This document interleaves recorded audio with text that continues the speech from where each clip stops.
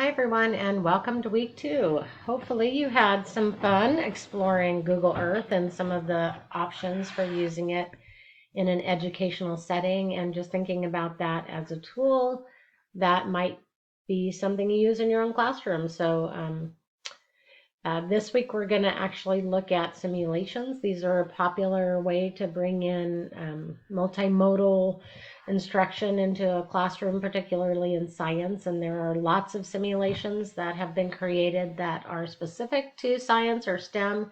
And so similar to last week, you're going to both evaluate a simulation and kind of walk through one as it might pertain to a student. And then in addition to that, you're also going to do a reading response again this week. This one's going to be more about the NGSS, STEM education, and how those all kind of tie together, why it matters that we teach STEM.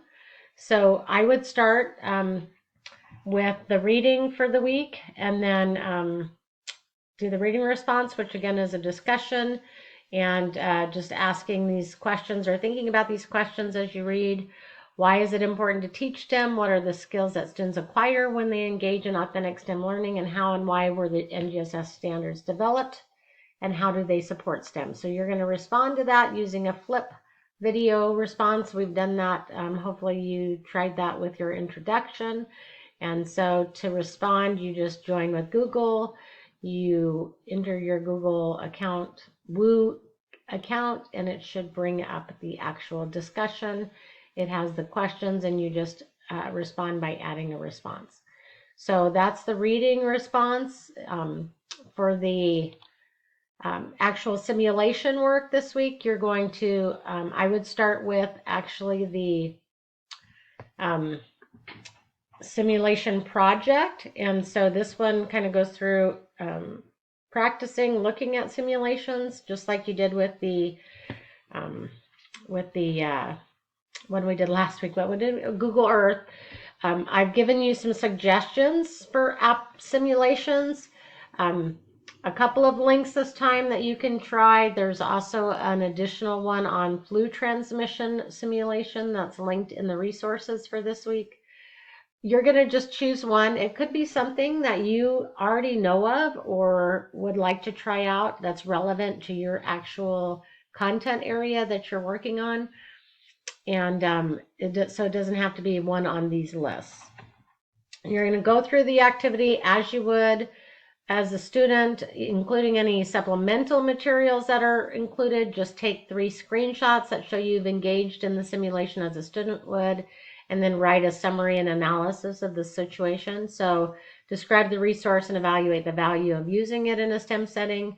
And then, so that will set you up nicely for the next assignment, which is you're going to do the evaluate the simulation. And so same simulation. In this case, this is a discussion and you're just going to basically reiterate what you thought of it, how it was it easy or would it be easy to implement?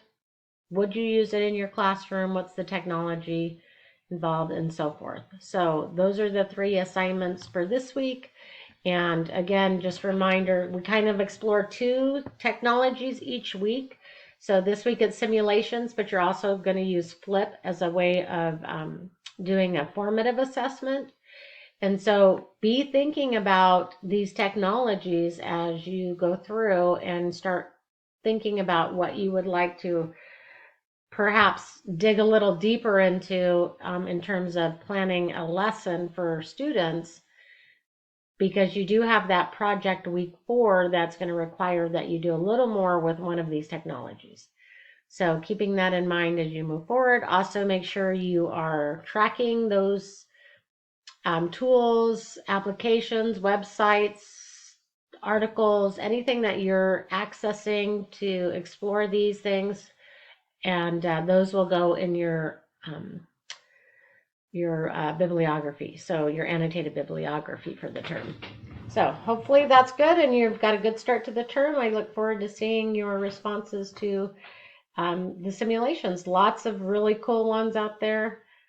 We are just scratching the surface again. So But one of the important things to think about with simulations is how can you deliver them in your educational setting. So assuming you're in a classroom, for instance, simulations can be challenging if you have 30 students who are all on Chromebooks and they're all trying to run the simulation simultaneously. It can and does bog down on your bandwidth at school. So you might have to consider that as well in terms of, in this discussion, how you would implement it. All right. Well, I will look forward to checking in with you next week. And again, if you have any questions, need to discuss, or are confused by one of the assignments, please let me know. I'm happy to respond or schedule a time during office hours to respond to any questions you have. Have a good week.